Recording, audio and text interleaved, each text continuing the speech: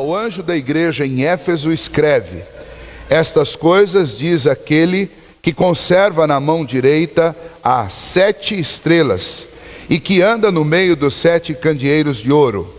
Conheço as tuas obras, tanto o teu labor como a tua perseverança, e que não podes suportar homens maus, e que pusestes à prova os que a si mesmos se declaram apóstolos e não são, e os achastes mentirosos, e tens perseverança, e suportaste provas por causa do meu nome, e não te deixastes esmorecer.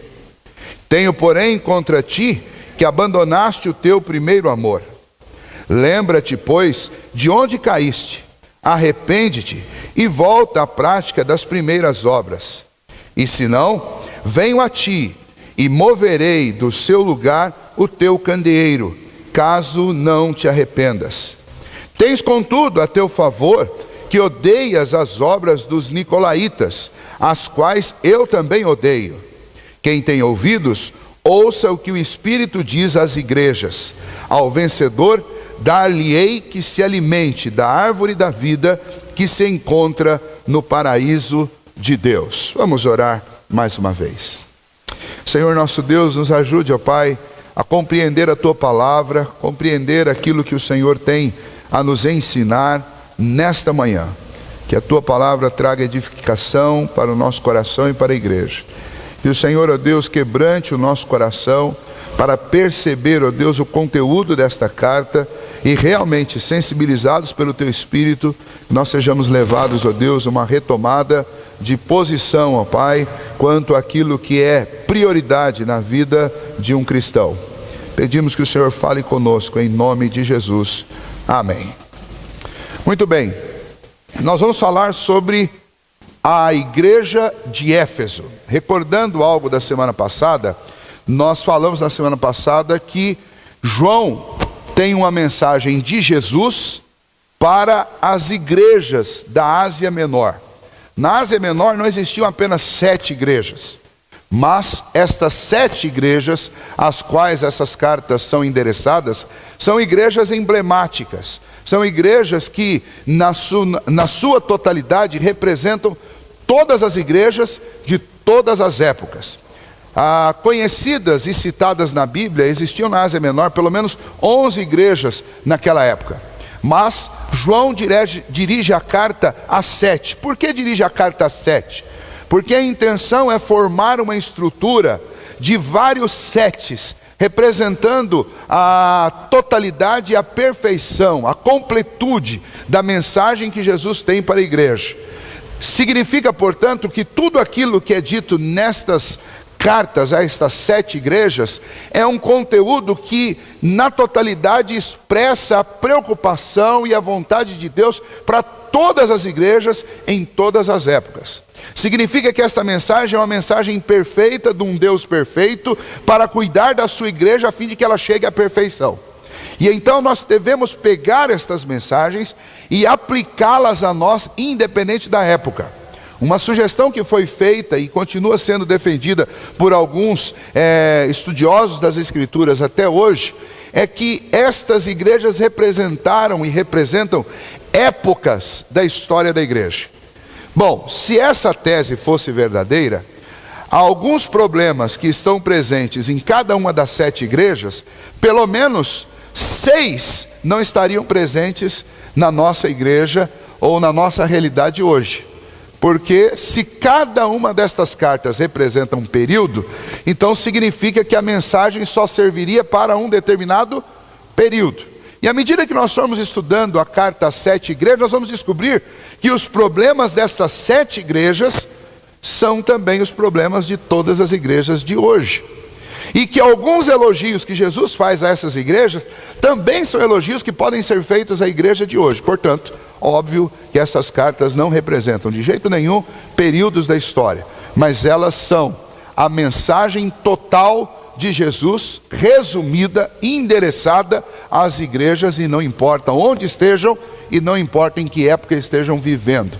Esta mensagem sempre será atual e sempre será importante. Então vamos ao conteúdo. Pode passar? Vamos conhecer um pouco esta cidade, que é a cidade de Éfeso.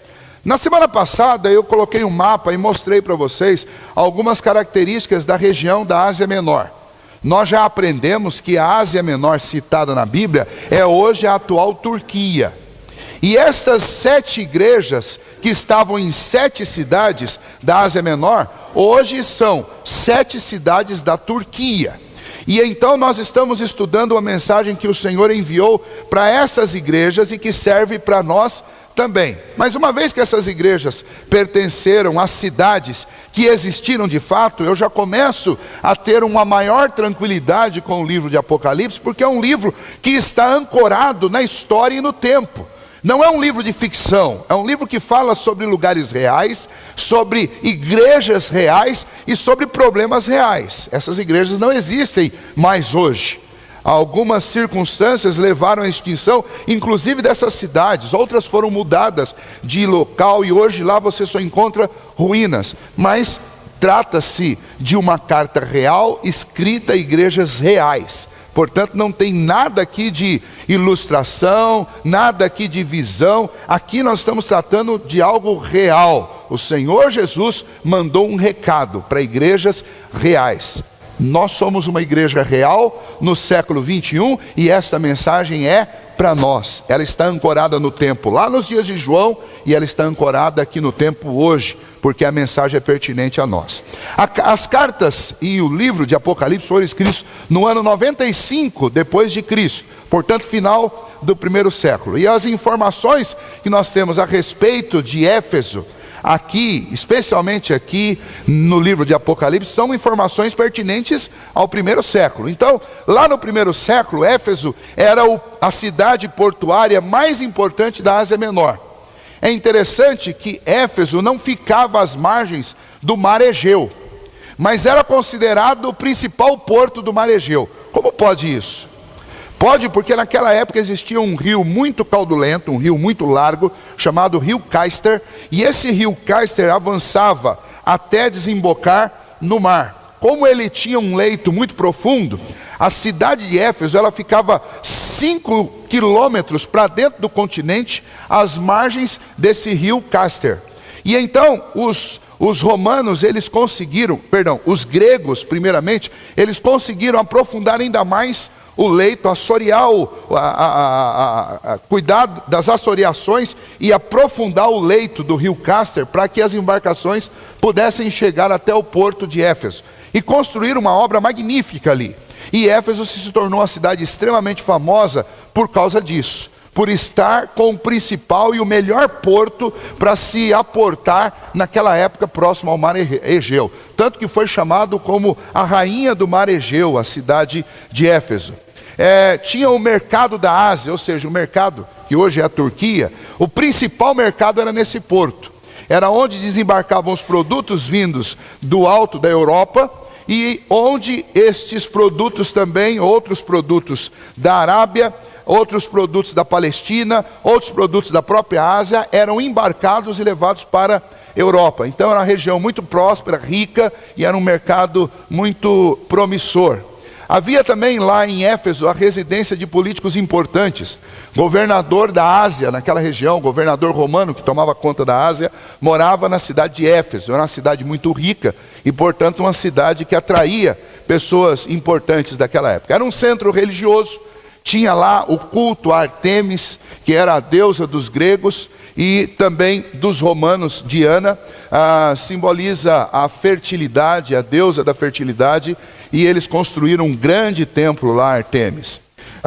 Apolo fundou nesta cidade a igreja de Éfeso. Essa igreja para quem o Senhor Jesus está endereçando esta carta, foi fundada por Apolo. Apolo contou com o trabalho anterior de Priscila e Áquila, lembra de Priscila e Áquila, cooperadores do apóstolo Paulo.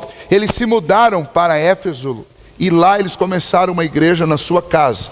Logo Apolo chega, e Apolo era um proeminente pregador, então ele ensina aquela comunidade e o evangelho cresce ali. Posteriormente, o apóstolo Paulo se muda para lá e passa um período longo lá de 2 anos, alguns dizem 3 anos, então nós não temos o dado exato, mas o apóstolo Paulo passa um período entre 2 a 3 anos lá.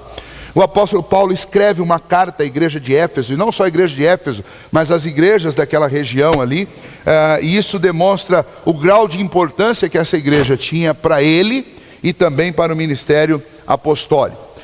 Por fim, a cidade vivia um sério problema, e esse problema se estendeu durante séculos. Era a suscetibilidade da cidade a terremotos. O principal deles para nós, o mais importante para nós, aconteceu no ano 29 depois de Cristo, portanto, antes da crucificação do Senhor Jesus e antes do evangelho ter chegado lá em Éfeso. Este terremoto do ano 29 obrigou a cidade a ser mudada. Essa cidade teve que ir para um outro lugar, para uma outra região, ainda às margens do rio Cáster.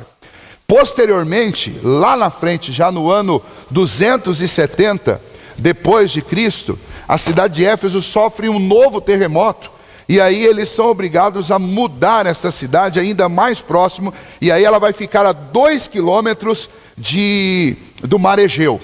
E no ano 600 depois de Cristo, essa cidade sofre um novo terremoto, e ela vai ser mudada finalmente para as margens, ou para a praia do mar Egeu, que é onde se situa hoje a cidade que antigamente se chamou cidade de Éfeso. Então, a cidade que tinha grandes problemas por causa da região onde ela foi construída com terremotos. Pode passar.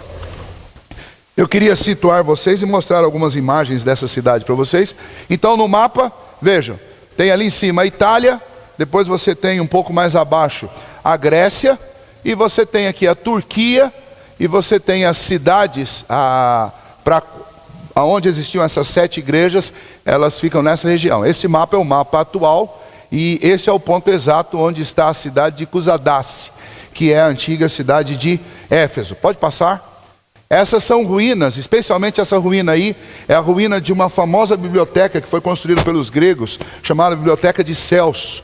Era uma das joias da Ásia Menor nessa época, porque era a maior biblioteca da Ásia, no período dos apóstolos, nos primeiros 300 anos da era cristã. Pode passar.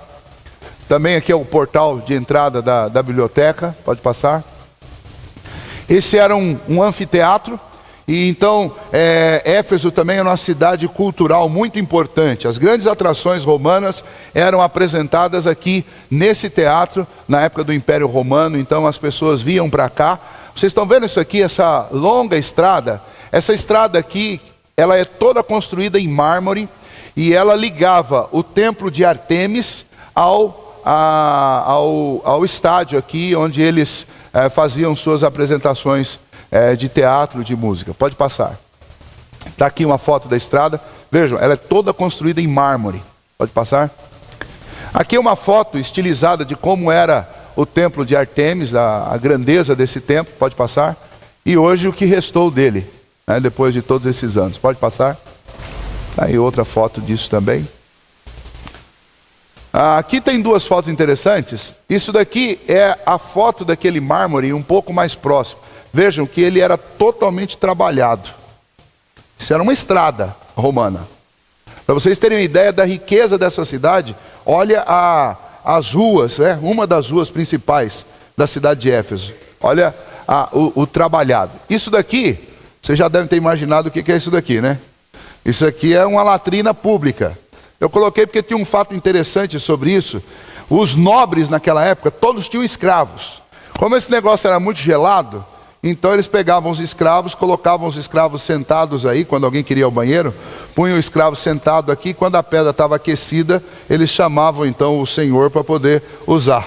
Então tem esses fatos interessantes sobre essas cidades, essas curiosidades que são importantes.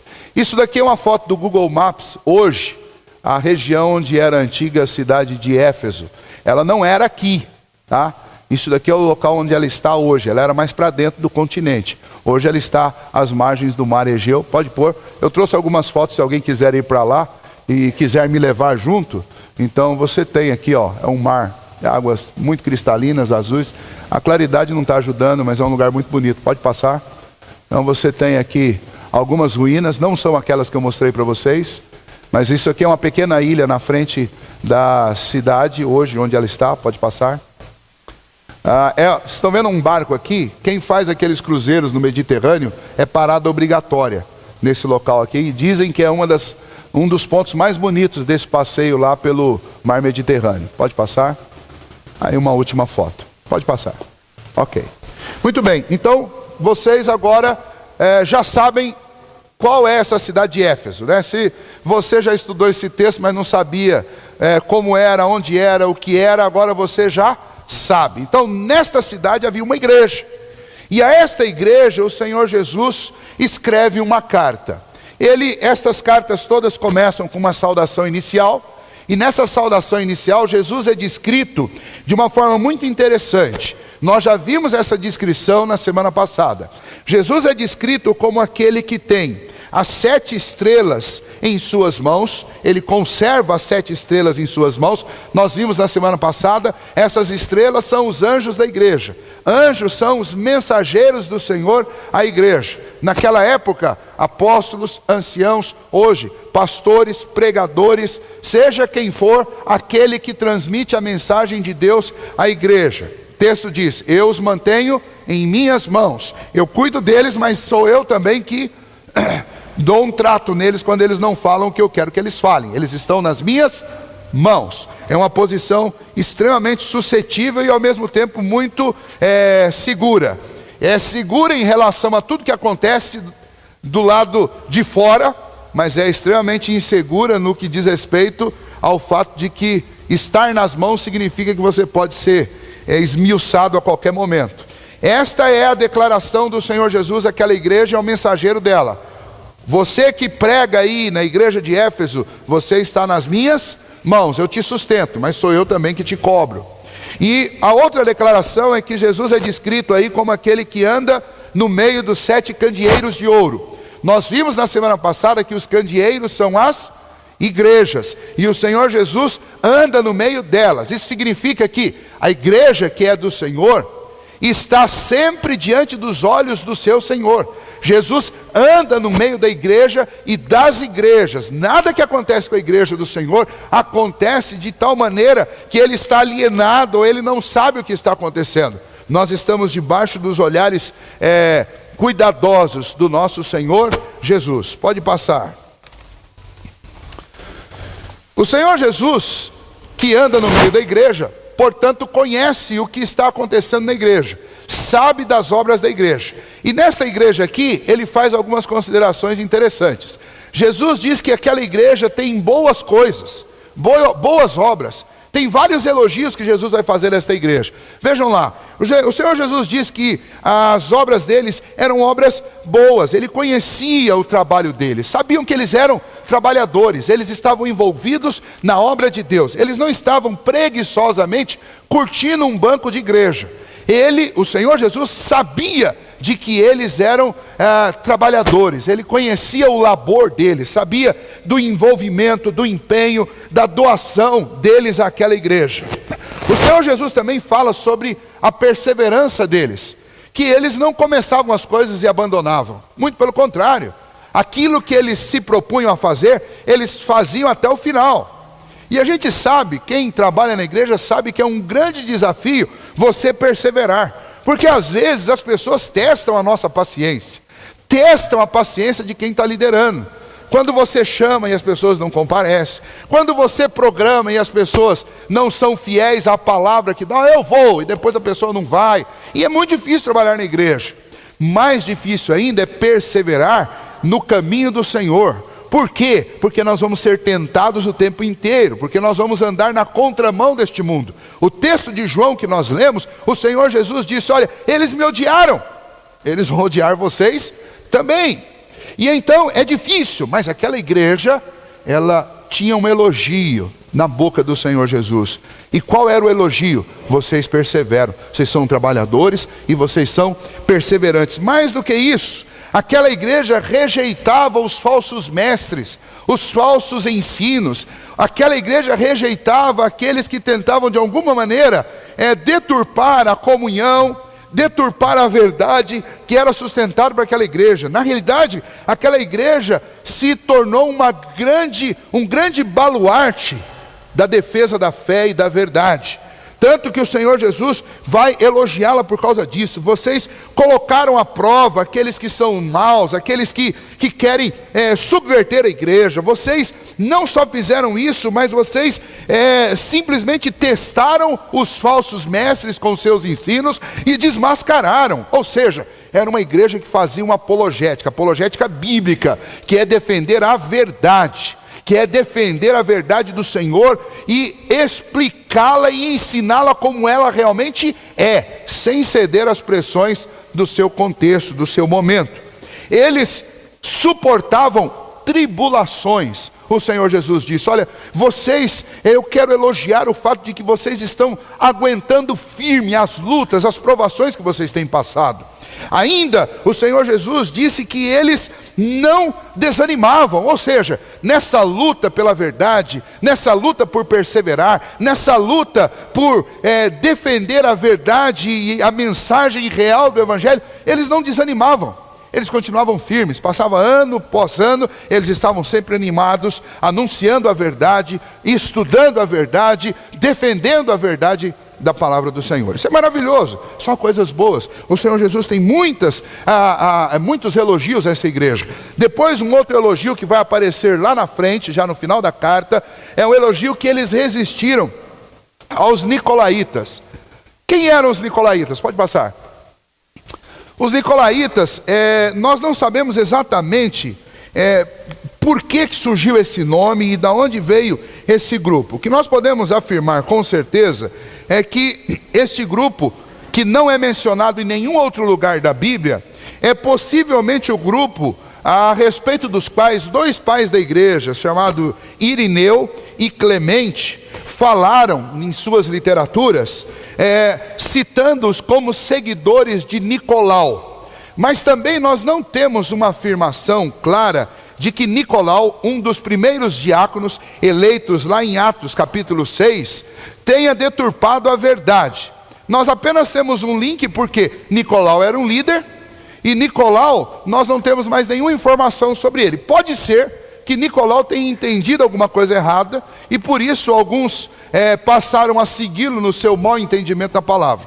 Pode ser que seja uma tremenda injustiça com o Nicolau, e o Nicolau que ensinou a mentira seja outro.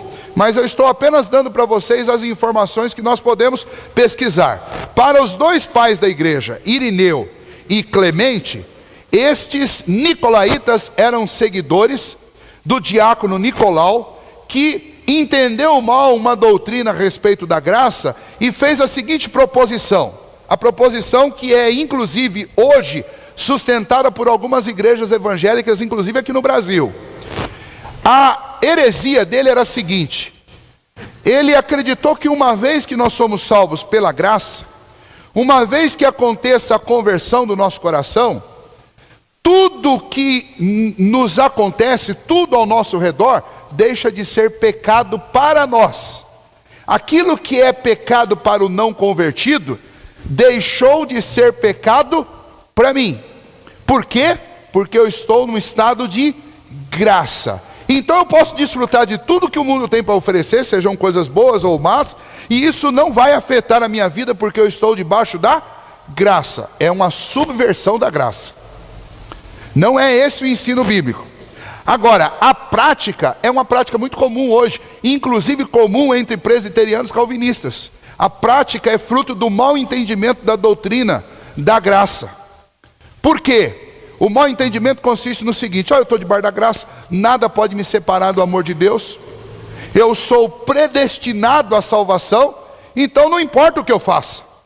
E então hoje nós temos uma versão um pouquinho mais diluída dos nicolaítas, porque os nicolaítas de hoje não dizem que nada é pecado para eles. Eles admitem, não, é pecado, mas como eu estou debaixo da graça, nada vai me separar do amor do Senhor, então que venha o pecado, não tem problema, eu vou abusar um pouco aqui, eu vou abusar de algum tipo dessas drogas sociais lícitas, do álcool, do cigarro, seja lá do que for. Eu posso abusar até daquilo que é ilícito. Eu posso dar uma pisada na bola aqui e outra lá. Eu posso fazer isso, eu posso ser desonesto. Eu posso ser uma porção de coisas, porque no final das contas eu serei salvo pela graça.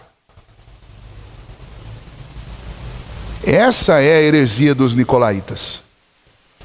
É a heresia de subverter a graça. O que você esquece é que o mesmo Senhor Jesus e os mesmos apóstolos que ensinaram a respeito da salvação pela graça, ensinaram também que pelo fruto você conhece o indivíduo. Ensinaram também que nós devemos, o próprio apóstolo Paulo, que é quem mais fala no Novo Testamento a respeito da salvação pela graça, a justificação pela fé, ele também ensina que nós devemos fazer morrer a nossa velha natureza. Ele também ensina que aquilo que o homem semeia, isso ele também ceifará. Ele também ensina que nós devemos pensar nas coisas lá do alto e buscar as coisas lá do alto. Ele também ensina que estas coisas todas não contribuem ao evangelho, muito pelo contrário, servem para fazer tropeçar aqueles pelos quais Cristo morreu. E o Senhor Jesus está elogiando esta igreja, por quê? Porque essa igreja resistiu severamente aos nicolaítas. Significa que essa igreja não deu espaço para gente que queria viver lá de qualquer jeito, alegando graça, porque isso é uma subversão da graça. Pode passar. Então, estes são os elogios. Agora, chega um determinado ponto que o Senhor Jesus para de elogiar e aí vai falar aquilo que há de problemático naquela igreja. E qual era o problema daquela igreja? Um amor abandonado. No Novo Testamento e no Antigo Testamento também, há uma linguagem que nós não conhecemos, uma linguagem estrutural, que é chamado na literatura judaica de quiasmo. O que é um quiasmo? Quiasmo é um texto escrito de tal maneira que os versículos eles são correspondentes. Quando um judeu, quando alguém que estava vivendo no primeiro século encontrava algo escrito dessa maneira, ele percebia que havia um centro no texto e ele deveria ler com bastante atenção para encontrar o centro. Vejam só, observe como esse texto está construído. O primeiro versículo e o versículo 7 são um conjunto. O versículo 2 e o versículo 6 são outro conjunto. O versículo 3 e o versículo 5 são um outro conjunto. E todos esses conjuntos apontam para o verso 4. Isso é um quiasmo. Vejam só, vejam como a leitura faz sentido. Versículo 1: ao anjo da igreja em Éfeso escreve: estas coisas diz aquele que conserva na mão direita as 7 estrelas e que anda no meio dos 7 candeeiros de ouro. Versículo 7: quem tem ouvidos, ouça o que o Espírito diz à igreja. Ao vencedor, dar-lhe-ei que se alimente da árvore da vida que se encontra no paraíso. O Senhor Jesus está escrevendo a uma igreja e Ele está dizendo algo importante a essa igreja. Quem der ouvidos àquilo que Ele diz, vai vencer. Veja o versículo 2: conheço as tuas obras, tanto o teu labor como a tua perseverança, que não pode suportar homens maus, e que puseste a prova os que a si mesmo declaram apóstolos e não são, e os achaste mentirosos. Vejam só, isso está ligado com o elogio do versículo 6. Por que o Senhor Jesus deixou os nicolaítas aqui embaixo e não colocou nos elogios lá em cima? Para poder fazer o quiasmo, que é essa estrutura que vocês estão vendo aí. Então ele conclui os elogios no versículo 6 e não no 3, como seria de se esperar. Tens contudo a teu favor que odeia as obras dos nicolaítas, as quais eu também odeio. Veja o 3: e tens perseverança e suportaste provas por causa do meu nome, e não te deixastes esmorecer. Aí o versículo 5: lembra-te, pois, de onde caíste, arrepende-te e volta à prática das primeiras obras. Se não, venho a ti e moverei do seu lugar o teu candeeiro, caso não te arrependas. Ou seja, vocês que têm perseverança, vocês que suportaram as provas por causa do meu nome e não se deixaram esmorecer, por favor, tomem uma atitude que é condizente com o que vocês fizeram até agora. Até agora vocês não foram perseverantes? Até agora vocês não deixaram se esmorecer? Então lembra disso, lembra das primeiras obras, arrependam-se e voltem à prática daquelas primeiras obras de onde vocês nunca deveriam ter caído. E então qual que é o centro? Tenho, porém, contra ti que abandonaste o teu primeiro amor. Este é o centro da mensagem, um quiasmo. Então, é uma estrutura montada para mostrar aquilo que é mais importante no texto, ok? Então, eu preciso olhar para esse quiasmo e perceber uma coisa. O que é mais importante nesse texto para nós, para o nosso coração, é exatamente a observação do quão triste, do quão severo é que uma igreja perca o seu primeiro amor. Este é o ponto principal. Por isso a mensagem do Senhor Jesus, uma carta a uma igreja sem amor, uma carta a uma igreja que parou de amar. Vejam só, pode passar. Por que essa igreja perdeu o seu primeiro amor? O que causou este problema?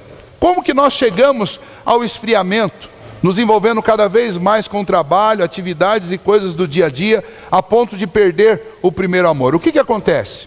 Especialmente nessa igreja aí, eles lutaram tanto pela verdade, que eles consideraram a luta pela verdade como sendo o grande objetivo da vida deles. E quando eles fizeram isso, eles valorizaram e se apoiaram sobre um único item das ordens do Senhor Jesus. O Senhor Jesus não deu a única ordem a respeito de nós vivermos e andarmos na verdade. Ele disse que nós deveríamos dar testemunho da verdade, mas ele também disse que nós deveríamos amar, como ele amou. Existe um outro equívoco, que é aquele equívoco que nós vamos ver numa dessas cartas, de gente que se dedica tão somente, ou igrejas que se dedicam tão somente ao amor, mas abandonam a verdade. E o resultado nunca vai ser bom. A igreja, a vida do cristão, está montada sobre esse binômio que emana de Cristo: amor e verdade. Amor e testemunho. Nós lemos o texto do Evangelho de João, capítulo 15, e lá no texto do Evangelho de João, no capítulo 15, o que nós aprendemos? Nós aprendemos que não há amor maior do que este, em dar alguém a vida por seus amigos. Quem são os amigos do Senhor Jesus? Aqueles que conhecem e andam nos seus mandamentos, ou andam na sua verdade. Mas mais do que isso, lá no final, lá no versículo 27, no versículo 26 e 27, o Senhor Jesus disse: olha, eu enviarei o Espírito, ele vai guiar vocês na verdade, ele vai dar a vocês condição de dar testemunho da verdade. O Senhor Jesus começa falando de amor e termina falando de verdade. E o que ele está dizendo? Está dizendo então que tanto a verdade das Escrituras quanto o amor são duas peças fundamentais para a estruturação, para a perseverança e para o êxito da obra da igreja. É amor e verdade. Essas duas coisas precisam andar juntas. É interessante olhar para a vida de um novo convertido. O novo convertido sempre tem uma perspectiva muito interessante a respeito da vida. Primeiro, ele percebe que ele esteve durante muito tempo enganado e cego. E por isso ele quer fazer o quê? Ele quer contar para todos os seus amigos a verdade. Durante muito tempo ele viveu distante do Senhor, então o que acontece com ele? Quando ele é convertido por Cristo Jesus, parece que o coração dele fica inflamado de amor. Mas não apenas parece, isso é real. O amor de Cristo é derramado em nossos corações, é o que a palavra de Deus diz. Deus nos amou primeiro e por isso o que acontece conosco? Nós passamos a amá-lo. E não só a Ele, mas aqueles que estão ao nosso redor. Então o início da vida cristã é marcado por dois aspectos que são muito claros na vida de um novo convertido: verdade e amor. E o grande risco de uma igreja, como nós estamos vendo no caso da igreja de Éfeso, é abandonar uma dessas duas coisas. E a igreja de Éfeso abandonou o amor. Eu diria que o que acontece na maioria das igrejas é que elas abandonam as duas coisas. Abandonam a verdade e abandonam também o amor. E recuperar essas coisas não são fáceis. O que nós estamos vendo no cenário nosso, brasileiro, é realmente uma torre de Babel no que diz respeito a igrejas. Tem igreja que não sabe, não faz a menor ideia para que lado fica a verdade. Porque é uma igreja que está absolutamente, ou são igrejas construídas sobre o pensamento de mestres, de líderes, de chefes, autocratas, que ditam o que a igreja deve pensar, o que os cristãos devem acreditar. A verdade não é determinada pela palavra de Deus e pelo Espírito, mas é determinada pela opinião de indivíduos. Nós estamos num cenário em que tem muitas igrejas que conhecem a verdade, mas não conhecem nada de amor. São secas, são frias, chegam a ser quase calculistas.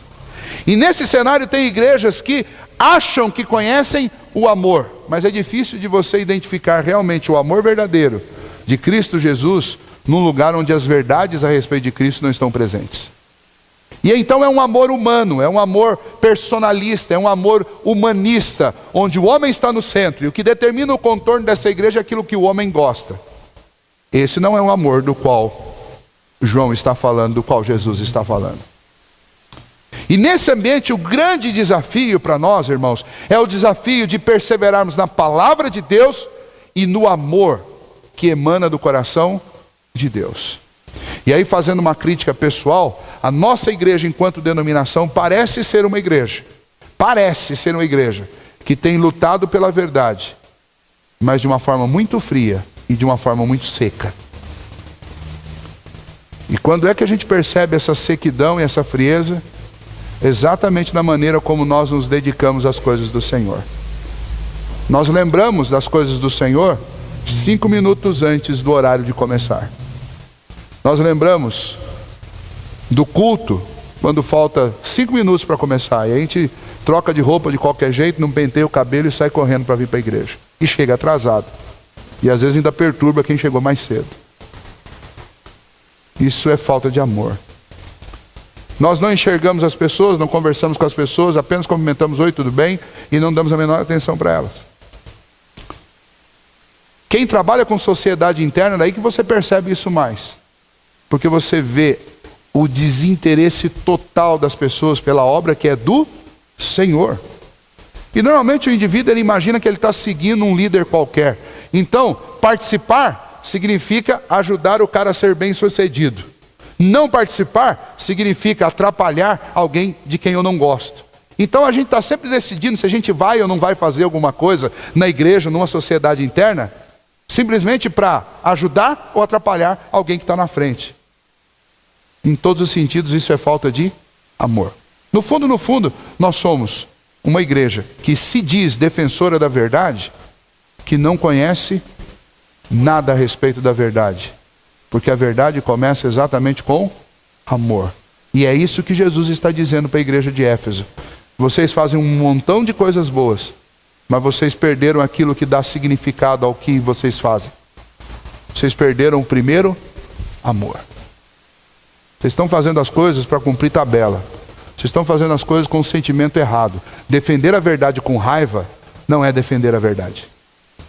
Defender a verdade com ódio não é defender a verdade. Defender a verdade simplesmente para encontrar quem está certo e quem está errado não é. Não é o propósito. O propósito do Senhor Jesus nunca foi mostrar quem estava certo ou quem estava errado. Quando o Senhor Jesus ensinou a verdade para alguém, ensinou por amor, para tratar estas pessoas e restaurá-las. Quando ele não faz isso desta maneira, ele não deixa a verdade clara. O Senhor Jesus falou algumas vezes por parábolas. E em algumas dessas parábolas ele não explicou o significado. Ou seja, ele não mostrou a verdade, para que elas não crescem. Ele fez isso para aqueles que ele sabia que não deveriam crer mesmo. Porque para aqueles a quem ele amou, aqueles que o Pai lhe deu, ele explica a verdade em amor e deixa a verdade clara. Um exemplo disso você pode ler depois lá no Evangelho de Mateus capítulo 13, na parábola do semeador. Ele explicou apenas para os seus e não para todos. E ainda disse: eu falo assim para que ouvindo eles não ouçam e não entendam. Então o que eu devo fazer? O que eu preciso fazer quando o amor foi embora? O Senhor Jesus dá o caminho. Vejam só, Aliás, antes disso ainda, eu penso que o problema em Éfeso era que as pessoas começaram a se preocupar com a doutrina sobre Jesus, mais com a doutrina sobre Jesus do que com a pessoa do Senhor Jesus. Eles começaram a focalizar em teologia ao invés da pessoa atrás da teologia. Esse é o problema. Quando eu estou apenas atrás da doutrina e da teologia, mas desinteressado de Jesus, eu vou chegar a um resultado muito ruim. O amor pode se esfriar se não for devidamente cuidado. Manter o seu primeiro amor envolve manter seu foco centrado no objeto do seu amor, que é o Senhor Jesus Cristo. E então o Senhor Jesus dá a receita de como eu resolver este problema. Como que aquela igreja deveria lidar com isso? Pode passar, por favor. Vejam só, lembre-se de onde você estava, lembre de onde você caiu. Essa foi a frase do Senhor Jesus. Lembra-te de onde vocês caíram. Jesus está dizendo assim, olha, lembra de como vocês eram quando o Senhor Jesus converteu o coração de vocês. Lembra de como vocês eram quando vocês começaram a caminhada cristã de vocês. Lembra como que vocês eram? Vocês eram entusiasmados, vocês eram amorosos. Vocês queriam falar para todos os amigos de vocês a respeito de Jesus, não para mostrar o quanto eles estão errados, mas para mostrar o quanto há esperança, o quanto há sentido, o quanto há amor em Jesus. Agora, a falta de amor é simplesmente uma questão, olha, eu deixo de ter amor e ponto final, isso não gera grandes consequências. Não, a falta de amor nos leva a pecar. Vejam só, o que me impede de pecar contra o meu irmão é saber a verdade do que é pecado, mas não só isso. Tem muita gente que sabe que não deve fazer alguma coisa e faz. Qual que é o outro elemento para me livrar de pecar contra um irmão meu, um semelhante meu? Amor por ele. Quando a gente ama, a gente não quer o mal dessa pessoa. Então você não vai pecar contra ela. E então a falta de amor gera como consequência pecado. Pecado. E então o Senhor Jesus vai para a segunda orientação. Não é só lembrar de como você era. Você precisa também se arrepender. Porque a falta de amor com certeza te levou a uma situação de pecado. Quando a gente decide fazer deliberadamente o mal contra uma outra pessoa, é porque o amor já foi embora do nosso coração faz tempo. Ah, mas fulano não é crente. Não interessa. Quando eu decido por fazer o que é errado, o meu coração está vazio de amor. E vejam só, vocês são como eu. Todos nós somos feitos de carne e osso. Todos os dias nós decidimos fazer coisas certas ou coisas erradas. Todos os dias nós decidimos que atitudes nós vamos ter em relação às pessoas que estão ao nosso redor. Todos os dias nós decidimos que atitude nós vamos ter em relação aos nossos familiares, em relação aos nossos companheiros de trabalho. Todos os dias nós decidimos que reação nós vamos ter em que atitude nós vamos tomar com os nossos credores, com os nossos devedores. Todos os dias nós tomamos essas decisões. Essas decisões são consequência de um coração cheio de verdade e amor, ou um coração vazio de verdade e de amor. E aí, não adianta ter o coração cheio de verdade. Se não tiver amor, você vai decidir fazer as coisas mais absurdas contra uma outra pessoa, mesmo sabendo que você não deve fazer. Porque não tem amor. A mensagem do Senhor Jesus para todos nós hoje, nesta manhã é: sabe por que vocês estão fazendo coisas erradas? Sabe por que nós todos estamos fazendo coisas erradas? Apesar de conhecer a verdade, nós abandonamos o primeiro amor. O amor que nos alcançou, nos tornou diferentes. Uma vez que nós abandonamos esse amor, nós voltamos a ser frios. Só que pior, porque antes nós éramos frios e ignorantes. Agora nós somos frios e nós temos consciência do que nós estamos fazendo. E a nossa condição é muito pior do que antes. E então, o Senhor Jesus disse: volta. É a terceira mensagem. Observe que esta ênfase agora está em uma ação. O primeiro é lembrar. O segundo é se arrepender. E o terceiro é o quê? Ação. Volta. Significa, olha, faz o caminho. Faz o caminho de volta para o lugar de onde você nunca deveria ter saído. Lembra da história de Zaqueu? A história de Zaqueu é uma história muito emblemática sobre isso. Zaqueu, por curiosidade, foi ver Jesus passando. Jesus o enxergou, falou para ele: desce daí, Zaqueu, hoje eu vou almoçar com você. E aquele ato de amor de Jesus mudou completamente a vida de Zaqueu. Entrando na casa de Zaqueu, o Senhor Jesus deve ter pregado um belíssimo sermão para ele. Mas não foi fácil de ouvir. Com certeza deve ter sido bem duro. Porque a resposta que Zaqueu dá é a resposta de alguém que foi atingido não só pelo amor, mas foi atingido também pela verdade. E então o que Zaqueu diz? Se em alguma coisa tenho defraudado alguém, vou restituir 5 vezes mais. E eu vou doar uma parte do que eu tenho, metade do que eu tenho, para os pobres. O que é isso? Amor no coração. Gera atitude. Ninguém pode dizer que está cheio de amor se não tiver atitude em relação àquilo que tem feito de errado. E então Jesus disse: olha, o caminho é lembrar, se arrepender e voltar. Ou seja, tomar uma atitude de regresso ao ponto de onde você jamais deveria ter saído. Então eu gostaria de encerrar, tem mais partes desse estudo, eu termino na semana que vem, não tem problema, eu queria encerrar aqui hoje, mas eu queria encerrar fazendo uma menção de algo que eu considero muito importante. O Senhor Jesus fez um alerta, quase que como uma ameaça para esta igreja. No versículo 5, o Senhor Jesus, depois de falar que eles deveriam voltar à prática das primeiras obras, ele fala assim: e se não, venho a ti e moverei do seu lugar o teu candeeiro, caso não te arrependas. Candeeiro, lembra o que era? Era a igreja. Era a igreja. Se vocês não mudarem, eu venho aqui e vou mover a igreja de vocês. Bom, mas que tipo de ameaça é esse? Veja, pense bem, pensar em movimento, mudar a igreja, o que é isso? Para nós não faz muito sentido, aliás, para vocês. Para mim faz um pouco mais, vou explicar por quê. Meu pai parecia cigano, ele vivia mudando de 2 em 2 anos. Mudou muitas vezes. E tem um ditado chinês que diz que cada 3 mudanças equivale a um incêndio. Em 3 mudanças, por melhor que sejam os seus móveis, em 3 mudanças você perde tudo. Não tem jeito. Eu já mudei 3 vezes, desde quando eu casei. Não foi de 3 cidades, mas dentro da mesma cidade já mudei. E é verdade. Depois de 3 mudanças não sobra nada. É difícil de guardar até as fotografias. Você vai perdendo coisa. Cada vez que você muda, você perde alguma coisa.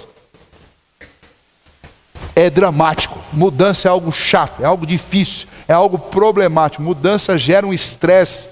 Mudança para criança, então, nem se fala.